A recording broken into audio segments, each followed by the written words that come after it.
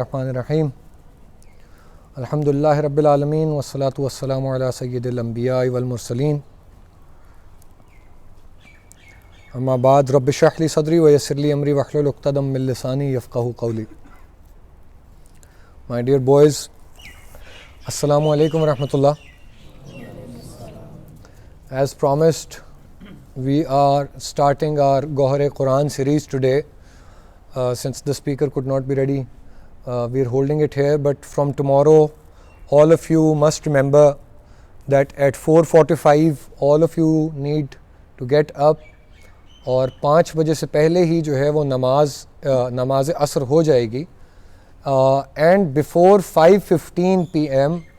all of you must be sitting inside the mess hall with your Islamic studies notebook and a pen or a pencil, ballpoint, whatever you use. So all of you need to have this and be ready to take the class by 5:15. ٹھیک ہے, and we will have about 45 to 50 minutes maximum till 6 o'clock in which we are going to study different topics of the Quran. So from tomorrow inshallah we will begin at exactly 5:15 p.m. and all of you need to be ready according to that. ابھی جو ہے وہ آپ کے سامنے میں ایک تلاوت کرتا ہوں اور انشاءاللہ اس کے بعد ہم آج کی اپنی بات چیت کا آغاز کرتے ہیں. اعوذ باللہ من الشیطان الرجیم, بسم اللہ الرحمن الرحیم. قل هو اللہ احد اللہ الصمد لم یلد ولم یولد وَلَمْ يَقُلْ لَهُ كُفُوًا أَحَدٌ. صدق اللہ العظیم. آپ کے سامنے میں نے ابھی 4 آیات کی تلاوت کی ہے قرآن مجید کی ایک چھوٹی سی سورہ کی. کیا کوئی مجھے بتا سکتا ہے اس سورہ کا کیا نام ہے؟ سورۃ الاخلاص کی میں نے آپ کے سامنے ابھی تلاوت کی ہے. سورہ اخلاص کی آپ کے سامنے جو میں نے تلاوت کی ہے آج کا, اور انشاءاللہ تعالی میری کوشش ہوگی کل بھی ہم سورہ اخلاص ہی کے بارے میں بات کریں گے, اور ہو سکتا ہے ایک آدھ دن اور بھی لگ جائے, بیکاز اس کے اندر جو ٹاپکس ڈسکس ہوئے ہیں وہ ہمارے عقیدے کے, ہمارے مذہب کے, ہماری زندگی کے سب سے امپورٹنٹ ترین ٹاپک جو ہیں وہ یہاں پر ڈسکس ہوئے ہیں. کوئی یہ بتا سکتا ہے کہ سورہ اخلاص کا نام سورہ اخلاص کیوں ہے؟ کوئی یہ بتا سکتا ہے چلیں کہ سورہ اخلاص میں اخلاص کے معنی کیا ہے؟ اخلاص کسے کہتے ہیں؟ خالص.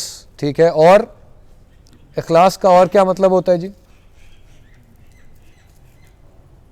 جی مخلص. اور بتائیے,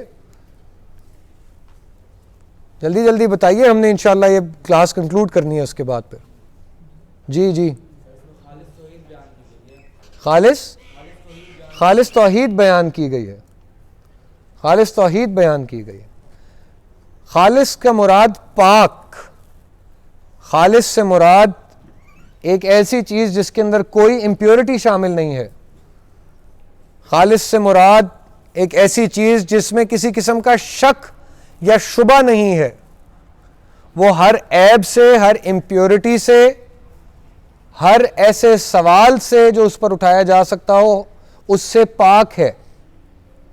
یہ ہے اخلاص. اور اخلاص اس سورت کا نام کیوں ہے؟ چونکہ آپ نے جب آپ سورتوں کے نام پڑھتے ہیں تو ایک پہلی سورہ کے علاوہ باقی جو تمام سورتوں کے نام ہیں وہ نام ہوتے ہیں جو اس سورہ میں لفظ استعمال ہوا ہوتا ہے. والناس, سورۃ العلق, بقرہ, نساء, یاسین, رحمان, یہ وہ تمام نام ہیں سورتوں کے جو کہ ان سورتوں میں استعمال ہوئے ہیں. ان صورتوں میں یا اس کا ذکر ہے یا اس کے متعلق کوئی کہانی ہے یا اس کے متعلق کوئی ٹاپک ہے. سورہ اخلاص کا جو ہے وہ یہ 4 آیتوں میں دوبارہ کہیں ذکر نہیں ہے. اخلاص کا لفظ دوبارہ ان 4 آیتوں میں ریپیٹ نہیں ہوتا. اب اس کی کیا وجہ ہے؟ کس وجہ سے یہ ایسا نام رکھ دیا گیا جو کہ صورت میں آگے آ ہی نہیں رہا دوبارہ؟ تو وہ یہ بات بتانے کے لیے رکھا گیا ہے. کیوں خاکے حیدر صاحب آواز آ رہی ہے نا؟ یہ بات بتانے کے لیے یہ نام سورہ اخلاص رکھا گیا ہے کہ اس میں جو مضمون آ رہا ہے وہ اتنا امپورٹنٹ ہے, وہ اتنا زیادہ طاقتور ہے, وہ اتنا ضروری ہے کہ اس کو ہم ایک اسپیشل نام دے رہے ہیں جس سے اس کو یاد رکھا جائے. یہ بات سب کے سمجھ میں آ گئی کہ اس سورت کی اتنی زیادہ امپورٹنس ہے کہ اس کے لیے نام جو ہے وہ پیورلی اس کا ایسا نام ہو جس سے صرف یہ پہچانا جائے, کسی اور کا اس کے اندر جو ہے وہ دوبارہ مکس اپ ہونے کا کوئی جو ہے وہ شائبہ نہ ہو. جیسے ابھی عاصم نے ہمارے سامنے بات رکھی کہ اس میں خالصتاً توحید کی بات کی گئی ہے. توحید کے کیا معنی ہے جی؟ اللہ کو ایک ماننا, یکتا ماننا, الون ماننا, یونیک ماننا, صرف اور صرف وحدہ لا شریک کو اسی ایک کی عبادت کرنا, اپنی زندگی کا تصور ماننا, اس کو کہتے ہیں توحید. اب اسلام کے دیگر ارکان اور اسلام کے دیگر احکام جو ہیں وہ تو زیادہ ہیں, لیکن تین بنیادی عقیدے جن کے اوپر پورا کا پورا قرآن کا پیغام کھڑا ہے اور جس پر پوری کی پوری جو ہے وہ اسلام کی عمارت کھڑی ہوئی ہے, وہ تین ارکان ہیں توحید, رسالت اور آخرت. اللہ کو ایک ماننا, حضور پاک محمد عربی صلی اللہ علیہ وسلم کو ان کا نبی اور آخری نبی ماننا, اور اس زندگی کے بعد ایک اور زندگی کے ہونے پر کامل یقین رکھنا جو کہ ابدی زندگی ہوگی, جو کہ ہمیشہ کی زندگی ہوگی, جس کے اندر ساری کی ساری آج لگائے ہوئے ہمارا جو درخت ہے, آج لگائے ہوئے جو ہمارے پھول ہیں, یا آج ہمارے کیے ہوئے جو کام ہیں, ان کا جزا, ان کی سزا, ہمیں ہمارے محنتوں کا صلہ, اللہ کی رحمت, جو کچھ بھی ملے گی وہ اس سے اگلی زندگی میں ملے گی. یہ زندگی جو ہے وہ ساری زندگیوں کا آخر نہیں ہے. اس بات کا عقیدہ رکھنا, یہ تین وہ بنیادی عقائد ہیں جن پہ اسلام کھڑا ہے, توحید, رسالت اور آخرت. اب یہ بات آپ کے سامنے میں نے کس وجہ سے رکھی؟ یہ اس وجہ سے رکھی ہے ان تین عقیدوں کی بات کہ آپ نے مختلف احادیث کے ذریعے, احادیث کو جو ہے وہ آپ نے عرف عام میں سنا ہوگا, اور یہ بات ہوتی بھی ہوگی کہ سورہ اخلاص جو ہے وہ 1/3 آف قرآن مجید ہے. کسی نے یہ بات سنی ہوئی ہے؟ 1/3 قرآن. اب وہ 1/3 قرآن کیسے ہے؟ یعنی وہ 6,662 یا جو اس کی ترتیب ہے وہ آیتیں ایک طرف ہیں اور 4 آیتیں دوسری طرف ہیں. تو یہ 4 آیتیں جو ہیں یہ کیسے جو ہیں وہ باقی سب کے اوپر ان کا 1/3 بن جاتی ہیں؟ 2-2.5 ہزار کی ان کی جو ہے وہ طاقت کیسے بن جاتی ہے؟ کس وجہ سے ان کے اندر اتنی ایسی کیا وہ بات ہے کہ ان کو 1/3 قرآن مجید قرار دے دیا گیا؟ تو اس کی وجہ یہ ہے جو ابھی میں نے آپ کو بتائی کہ 3 بنیادی مضامین جو ہیں اسلام کے, توحید, رسالت اور آخرت, ان میں سے ایک پورا مضمون توحید, اس کا احاطہ ان 4 آیتوں کے اندر ہو جاتا ہے. یہ 4 آیتیں توحید کو اتنے اچھے طریقے سے بیان کر دیتی ہیں کہ باقی سب کچھ جو توحید کے بارے میں قرآن مجید میں آیا ہے وہ سارا کا سارا صرف ان 4 آیتوں کی تفسیر ہے. ٹرانسلیشن تو آپ پڑھ لیں گے, لیکن اس کی باقی تفسیر کے اس کے معنی کیا ہیں, اور اللہ کو ایک ہونا ماننا کیوں ضروری ہے, اور وہ آسمانوں کا اور زمینوں کا مالک کیوں ہے, اور وہ ہمارا خالق کیوں ہے, اور وہ 7 آسمانوں اور عرش عظیم کا مالک کیوں ہے, اور وہ سب کو رزق کیسے پہنچاتا ہے اور کیوں پہنچاتا ہے, اور وہ پرند کو, چرند کو, ہر جگہ ہونے والی حرکت کو پہچانتا کیسے ہے, یہ ساری تفسیر ہے صرف ان 4 آیتوں کی جو کہ یہ سورہ اخلاص کے اندر آ گئی ہیں. یہ بات سب کو سمجھ آ رہی ہے؟ یہاں تک بات کلیئرٹی کے ساتھ سمجھ آئی ہے؟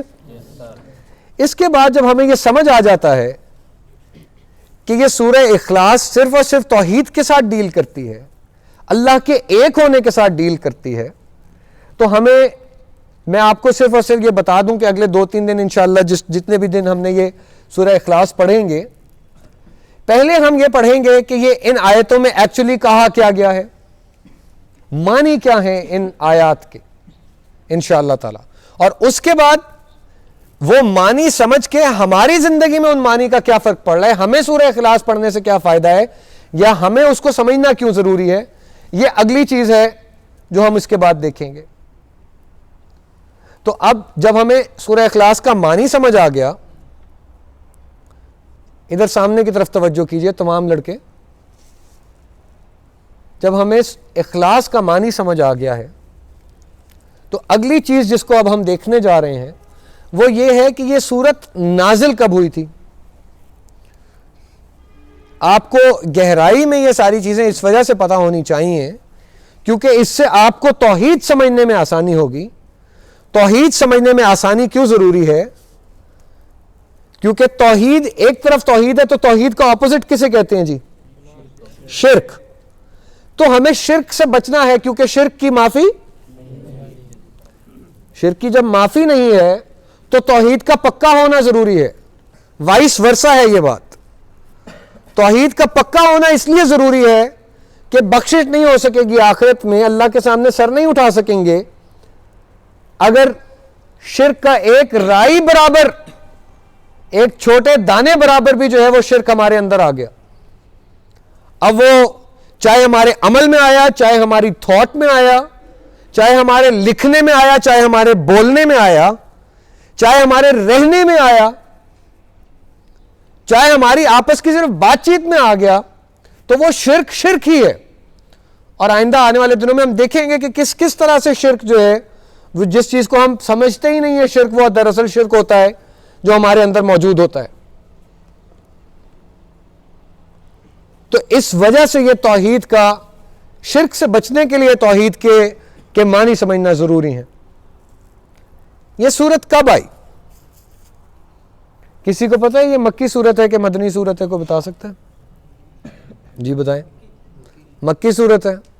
اور کوئی اس کے اپوزٹ تو نہیں سمجھتا؟ چونکہ سورہ اخلاص کے بارے میں بہت ساری روایات ہیں, جس کے اندر یہ روایات بھی ہیں کہ شاید یہ مدنی دور کی سورت ہے, لیکن زیادہ اور کیا کہتے ہیں مضبوط روایات کہی ہیں کہ یہ مکی دور کی, اور مکی دور میں بھی ابتدائی مکی دور کی ایک سورت ہے. ابتدائی مکی دور میں ایسا کیا ہو رہا تھا کہ یہ سورہ اخلاص کیا توحید کی سورت آئی؟ بتائیے. جی جھوٹے خدا تھے, جہالت تھی. اونچا اونچا جواب دیجیے. ظلم و ستم. جی گمراہی تھی ہر طرف. لوگوں کو جہالت سے نکال کے, کفر سے نکال کے بیسک سبق دینا تھا کہ اللہ ایک ہے. کفر سے نکال کے بنیادی سبق دینا تھا کہ اللہ ایک ہے. ٹھیک باتیں کی آپ تمام. اس میں آپ کو اب میں اسپیسیفک کچھ ایگزامپلس دے دیتا ہوں اس دور کی, جس سے آپ کو یہ سمجھ آ جائے کہ یہ جو جہالت یا کفر یا ناخدا یا بت پرستی, یہ تمام چیزیں جو چل رہی تھیں, ان میں ایگزیکٹلی وہ واقعات کیا تھے جس کے بعد سورہ اخلاص کا نزول ہوا ہے. تو اس میں سب سے پہلی بات سمجھنے کی یہ ہے کہ یہ جو کفار تھے, جن میں اکثریت قریش کی تھی, ان قریش, اہل القریش کا جو ہے وہ حضور پاک صلی اللہ علیہ وسلم سے ایک سوال رہتا تھا کہ بھائی یہ آپ کا رب کون ہے, کبھی اس سے ملواؤ تو صحیح. یہ سوال وہ کیوں کرتے تھے یہ بھی سمجھ لیجئے. خانہ کعبہ کے اندر کتنے بت تھے؟ 360. 360 یہ جو بت موجود تھے, جن سب بتوں کے, جن سب خداؤں کے مختلف نام رکھے ہوئے تھے قریش نے, اور ان کی آپس میں شادیاں تھیں. ان بتوں کی آپس میں شادیاں تھیں, ایک خدا کی دوسرے خدا سے, ان خدا کے بچے پھر اگلے خدا تھے, اور ان کے والدین کوئی خدا تھے.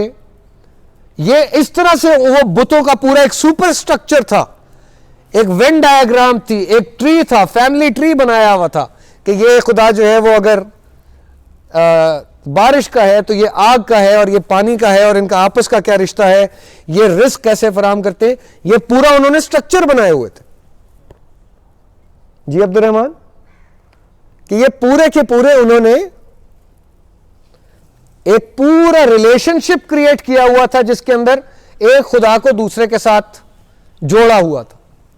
اب آپ یہ بتائیے کہ کیا یہ جو عرب تھے, کیا یہ جو اہل قریش تھے, کیا ان کے ہاں اللہ کا نام پہلے کبھی کسی نے نہیں سنا ہوا تھا, یا سنا ہوا تھا؟ سنا ہوا تھا. اللہ کا نام اور اللہ کے ہونے کی گواہی اور اللہ کے خدا ہونے کی گواہی قریش بھی دیتے تھے. قریش بھی اللہ کو خدا مانتے تھے, اللہ کو اللہ مانتے تھے, لیکن بات کیا تھی کہ اللہ کے بعد وہ 360 اور خداؤں کو بھی مانتے تھے. وہ ان کے ہاتھ لات منات بھی تھے, عزا بھی تھے, یہ تمام اللہ کو ماننے کے بعد باقی اور نام تھے. تو ایسا نہیں تھا کہ وہ اللہ کو نہیں مانتے تھے. یہ بات سمجھ آ رہی ہے؟ یہ بات سب کو سمجھ آ رہی ہے میں کیا کہہ رہا ہوں؟ کہ اللہ کو قریش بھی مانتے تھے. اچھا, اس بات کی بھی شہادت موجود ہے کہ وہ اللہ کو ٹاپ آف آل ادر خداز مانتے تھے. ایسا بھی نہیں تھا کہ اللہ کو چھوٹا خدا مانتے تھے اور باقی خداؤں کو اللہ سے اوپر رکھا ہوا تھا.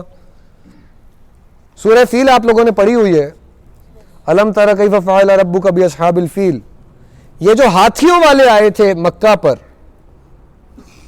ابرہا جن کو لے کر آیا تھا ان کا بادشاہ بن کر, جب ابرہا نے اپنے ہاتھیوں سمیت مکہ کے اوپر اٹیک کیا تو سارے کفار نے جو کعبہ جا کر دعا مانگی وہ 360 خداؤں سے نہیں مانگی, وہ صرف اللہ سے مانگی, کیونکہ اتنی بڑی ٹینشن سر پر سوار ہو گئی وہ بھول گئے انہیں باقی سارے. انہوں نے کہا بھائی اللہ سے مانگو, اللہ ہی کچھ کر سکتا ہے. تو اندر اندر ان کو بھی پتا تھا کہ خدا جو ہے وہ سب سے اوپر کا جو خدا ہے وہی ہے کرنے والا, اسی کو مانا. لیکن چونکہ ایک بزنس تھا, ایک لوگوں کا آنا جانا تھا, ایک جہالت تھی, ایک جو ہے وہ دقیانوسی تھی, تو اس کے اندر وہ 360 خدا بھی چلا رہے تھے. یہ بات سمجھ آ رہی ہے سب کو؟ تو اس طرح سے انہوں نے اللہ کے ساتھ یہ اور لوگ جب ایڈ کیے ہوئے تھے, حضور پاک صلی اللہ علیہ وسلم نے جب آ کر کہا کہ اللہ, میں بھی اللہ ہی کو مانتا ہوں لیکن اللہ ایک ہے. ادھر دیکھیے سارے لوگ کہ اللہ ہی کو مانتا ہوں لیکن اللہ ایک ہے, کوئی نہ نیچے ہے نہ اوپر ہے, کوئی نہ باپ ہے نہ بیٹا ہے. اس پر بات چیت شروع کر دی حضور پاک صلی اللہ علیہ وسلم نے. جب یہ بات بہت زیادہ حضور پاک صلی اللہ علیہ وسلم نے کی, بس ابھی رکھتے ہیں یار اس کو سائڈ پہ, ابھی ادھر رکھ دیں اور چھوڑ دیں, نہیں مہربانی کل لگا دیجئے گا. جب یہ بات بارہا حضور پاک صلی اللہ علیہ وسلم نے کی کہ اللہ ہی ہے اور اللہ ایک ہے, تو پھر لوگوں نے پوچھنا شروع کر دیا کہ بھائی کیا مطلب ایک ہے, مطلب کوئی تو ہوگا اللہ کے ساتھ, کسی نے تو اس کو کوئی تو اس کا بیٹا ہوگا, کوئی تو اس کا والی وارث ہوگا. اب یہ بات ایک ہی کی جا رہی ہے کہ والی وارث ہوگا, بیٹا ہوگا, لیکن اس میں ایک ہی بات کے اندر 2-3 مختلف باتیں جو ہیں وہ ٹوگیدر انہوں نے کلب کی ہوئی ہیں. کیا کیا باتیں؟ ایک طرف تو وہ کہتے ہیں نا والی وارث ہوگا, تو نارمل سی بات لگتی ہے, چونکہ کرسچینٹی میں بھی جو ہے وہ ایک خدا ہے, خدا کا بیٹا ہے اور ایک ہولی اسپرٹ ہے, تو آپس میں ایک تعلق جڑ جاتا ہے. تو اس سے وہ لوگ کیا تعلق نکالنا چاہ رہے ہیں؟ 2-3 تعلق نکالنا چاہ رہے ہیں. قریش یا کفار کیا تعلق نکالنا چاہ رہے ہیں؟ پہلی بات یہ کہ اللہ کا کوئی جسم ہوگا, کوئی نہ کوئی تو جسم ہوگا, کوئی ہاتھ ہوں گے, کوئی پاؤں ہوں گے, کوئی ہاتھ لگا سکتے ہوں گے, کوئی دیکھا جا سکتا ہوگا. یہ پہلا وار ہے جو کفار کرتے ہیں اللہ کی وحدانیت پر, وہ کہتے ہیں کوئی جسم ہوگا. شکوہ کے اندر جو ہے وہ علامہ اقبال کا ایک پورا کا پورا بند ہے, ہم سے پہلے تھا عجب تیرے جہاں کا منظر, کہیں مسجود تھے پتھر, کہیں معبود شجر. کہ ہم سے پہلے آپ کے زمانے میں اللہ تعالیٰ کو علامہ کہہ رہے ہیں عجیب چیزیں ہوا کرتی تھیں, کہیں پتھروں کو سجدے ہو رہے ہیں, کہیں درختوں کو آپ نے خدا بنایا ہوا ہے, ان کی عبادت ہو رہی ہے. اگلی لائن دیکھیے کیا کہتے ہیں علامہ اقبال, خوگرے پیکرے محسوس تھی انسان کی نظر. خوگرے پیکرے محسوس, محسوس کہتے ہیں کسی چیز کو فیل کرنا, ہاتھ لگانا, دیکھنا. پیکرے محسوس, کوئی چیز پیکر سراپا یعنی آپ کے جسم کو پیکر کہا جاتا ہے. پیکر محسوس کوئی ایسا جسم جس کو چھوا جا سکے, دیکھا جا سکے یا اسمیل کیا جا سکے یا جو بھی چیز. پیکر خوگرے پیکرے محسوس, کہ یہ چاہتے تھے. خوگر تھا کوئی انسان, خوگر سے مراد رسیا تھا, کسی چیز کا شوقین تھا, کسی چیز کی عادت تھی اس کو. کس چیز کی عادت تھی؟ انسان کی نظر. انسان کی نظر کو عادت تھی کہ جب تک خدا نظر نہ آ جائے, محسوس ہوتا ہوا, دکھائی دیتا ہوا, ہاتھ پاؤں والا, پتھر والا, درخت والا, تو تب تک ہم اس کی عبادت کیوں کریں؟ یہ تھے حالات اس سے پہلے. خوگرے پیکرے محسوس تھی انسان کی نظر, مانتا پھر کوئی اندیکھے خدا کو کیوں کر. کہ جب جس خدا کو دیکھا ہوا ہی نہیں تھا اس کو کیسے کوئی مان لیتا؟ تجھ کو معلوم ہے لیتا تھا کوئی نام تیرا, قوت بازوئے مسلم نے کیا کام تیرا. کہ آپ کا نام کوئی لیتا تھا, یہ تو پھر شکوہ کی وہ ہم سیمینٹکس کے اندر چلے جائیں گے.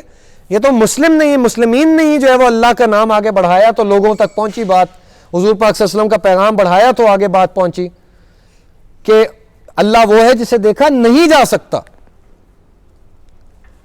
اللہ وہ ہے جس کو محسوس نہیں کیا جا سکتا. یہ بات بتائی. اب یہ وہ سوال ہیں جو کفار کر رہے ہیں. ایک طرف وہ یہ کہنا چاہ رہے ہیں کہ اللہ کا جسم ہے. جسم ہونے سے کیا مراد ہے؟ کہ اگر جسم ہے تو اس کا مطلب ہے اس کا کوئی ڈسینڈنٹ بھی ہوگا, کوئی بیٹا ہوگا, بیٹی ہوگی, جس کو وہ پھر بعد میں خدائی دے کر جائے گا جب وہ ریٹائر ہونا چاہ رہا ہوگا, یا اس کی ڈیتھ ہو سکتی ہوگی نعوذ باللہ معاذ اللہ. تو وہ ڈیتھ ہو گئی تو ڈیتھ کے سلسلے میں پھر اگلا جو ہے وہ آپ نے جانشین مقرر کرنا ہوگا. تو کوئی تو طریقہ ہوگا اللہ میاں کو دیکھنے کا, محسوس کرنے کا. یہ پہلا سوال تھا. اگلا سوال تھا کہ وہ کس چیز سے بنا ہوا ہے. What is your God made out of? وہ سونے کا ہے, تانبے کا بنا ہوا ہے, اسٹیل کا ہے, پلاسٹک, کیا مٹیریل کیا ہے, اس کے جسم کے حالات کیا ہیں جس کو دیکھ کے ہم یہ کہہ سکیں کہ اچھا ہاں ہمیں پہچاننے میں یا تصور کرنے میں آپ آسانی کریں نا. کفار کہہ رہے ہیں بیسیکلی اپنی طرف سے لاجیکل کوسچنز کر رہے ہیں وہ حضور پاک صلی اللہ علیہ وسلم سے کہ دیکھنے میں آسانی ہو, ذرا ہم سوچ تو سکیں کہ کیسا ہوگا اللہ میاں, سونے کا ہے, تانبے کا ہے. اچھا یہ جو سوال ہے یہ قریش نے بھی کیا, مختلف کفار نے بھی کیا, اور یہود کا جو ہے وہ مختلف یہودیوں کے جو وفد آتے تھے حضور پاک صلی اللہ علیہ وسلم کو ملنے, انہوں نے بھی جو ہے وہ سوال کی کہ آپ یہ کہتے ہیں کہ وہ جہانوں کا خالق ہے, مالک ہے, رب العرش العظیم ہے, تو وہ کیسا ہے, اس کی کوئی ڈسکرپشن تو ہمیں دے دیجئے. ڈسکرپشن کیا ہوگی کہ how do we define God, یہ انہوں نے سوال کرنا شروع کر دیا. تو ان سارے سوالات کے جواب میں, چونکہ وہ ایک بات میں نے آپ کو پہلے ایکسپلین کر دی کہ اللہ کو وہ مانتے تھے, اور یہ بات جو ہے وہ قرآن حکیم میں بھی مختلف جو ہے وہ صورتوں میں بار بار آئی ہے کہ اگر تم ان سے پوچھو گے کہ ساتوں آسمانوں کا اور سب سے اوپر کے عرش کا کون مالک ہے, تو یہ کہیں گے اللہ. اگر تم ان سے پوچھو کہ خالق کون ہے, کہیں گے اللہ. اگر پوچھو کہ رازق کون ہے, رزق دینے والا کون ہے, جمادات کو, نباتات کو یعنی انسانوں کو, حیوانوں کو کی تخلیق کرنے والا اور ان کو چلانے والا کون ہے, ان کے اوپر قادر کون ہے, تو کہیں گے اللہ. تو اللہ کو تو وہ اللہ انہیں مانتے ہیں, لیکن اس کے ساتھ جو ہے وہ 360 جو ہے نا ایڈیشنل ریفرنسز اور ڈالے ہوئے ہیں, سب کانٹیکسٹ اور کھولے ہوئے ہیں. اسی کانٹیکسٹ کے اندر ایک آخری بات کہ چونکہ وہ ریالٹی کو اندر سے مانتے تھے لیکن جانتے ہوئے بھی انکار کرتے تھے. اس کا ایک اور ایگزامپل کیا ہے کہ کعبۃ اللہ جو ہے اس کا ایک اور نام, کعبے کا ایک اور نام وہ بیت اللہ بھی ہے جی, اللہ کا گھر. وہ بھی اس کو جو ہے وہ بیت اللہ ہی کہتے تھے, قریش بھی بیت اللہ ہی کہتے تھے. ایک طرف اللہ تھا اور باقی طرف باقی الہ تھے، باقی سارے الہ ہیں، جس وجہ سے پھر آپ کا کلمہ آیا کہ لا الہ، کوئی خدا نہیں ہے الا اللہ، اللہ کے علاوہ. تو انہوں نے الہ اور بنائے ہوئے تھے، تو اس کو وہ اللہ کے گھر کو بیت الہ نہیں کہتے تھے، بیت الہ نہیں کہتے تھے، بیت اللہ کہتے تھے کہ اللہ کا گھر ہے. مانتے تھے کہ ایک ہے جو ہے جس کا نام ہے اللہ، لیکن اس کے ساتھ جو ہے وہ 2+2 اور 4+4 جو ہے نا وہ انہوں نے کرنا ضروری سمجھا کہ یہ سارے کے سارے رکھنے ضروری ہیں. اس موسم میں یعنی ان حالات میں جب یہ بار بار سوالات آئے حضور پاک صلی اللہ علیہ وسلم پر، لوگوں کی طرف سے، قریش کی طرف سے، یہود کی طرف سے، کفار کی طرف سے،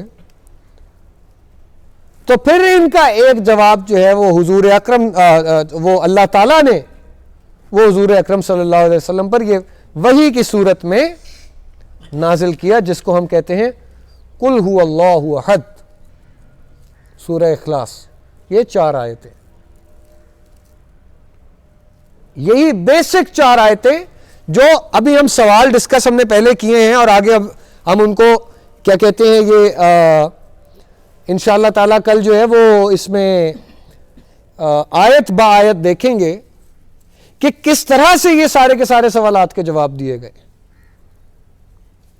لیکن اس وقت تک یہ بات بذہن نشین کر لینا ضروری ہے کہ توحید کا اس سے زیادہ مکمل بیان، اس سے زیادہ کلیئر بیان اور اس سے زیادہ جامع، کنسائز، پریکٹیکل اور آنسرنگ آل کوشچنز، اس سے زیادہ کلیئر جو ہے نہ ڈیفینیشن، نہ اس کے بعد کوئی آئی، نہ ہی آپ کسی کے لیے کوئی پیدا کر کے کسی کو دے سکتے ہیں. اگر آپ سے کوئی پوچھے، آپ لوگ اب آگے پریکٹیکل لائف میں جانے والے ہیں، آپ ملیں گے ایتھیسٹ سے ملیں گے، آپ مختلف مذاہب کے لوگوں سے ملیں گے، وہ کہیں گے خدا ہے ہی نہیں، وہ کہیں گے نہیں ہم نہیں مانتے، وہ کہیں گے نہیں اس طرح کا نہیں ہے خدا، ایسا نہیں ہے ویسا ہے. تو پھر آپ کا کیا جواب ہوگا؟ تو پھر آپ کا جواب بھی یہی 4 آیتیں ہوں گی. میں آج آخری بات جو ہے جس پر ختم کرتا ہوں کہ حضرت بلال حبشی رضی اللہ عنہ و رضوا عنہ کا واقعہ آپ سب کے نظر میں ہوگا، آپ کے سب کے نظروں سے گزرا ہوگا، جس کے اندر ان کے اوپر پتھر رکھ دیے گئے. جی یہ بات پتہ ہے سب کو کہ حضرت بلال حبشی پر پتھر بڑے بڑے جو ہیں وہ رکھ دیے گئے، صرف یہ کہنے کے لیے کہ یہ باقی الہ کو مان لو. یہ نہیں کہا کہ تم اللہ کو نہ مانو، یہ کہا کہ باقی الہ کو مان لو. تو آگے سے بلال حبشی کا جواب کیا تھا، کوئی بتا سکتا ہے؟ احد احد احد احد، یہی کہتے رہے، ایک ہے ایک ہے ایک ہے. اتنی زیادہ جو ہے وہ اللہ کے رسول علیہ الصلوۃ والسلام نے اتنی زیادہ جو ہے وہ خوبصورتی کے ساتھ وہ اندر تک ایمان کا حصہ بنا دیا تھا کہ وہ احد احد احد کا یہ جو لفظ ہے قل هو اللہ احد، وہ بولتے رہے کہ وہ ایک ہی ہے بھائی، اس کے ساتھ جو ہے وہ ہم اور کو ایڈ نہیں کر سکتے. اللہم صلی علی سیدنا و مولانا محمد وبارک وسلم وصلی علیہ. سبحان ربک رب العزت عما یصفون وسلام علی المرسلین والحمد للہ رب العالمین.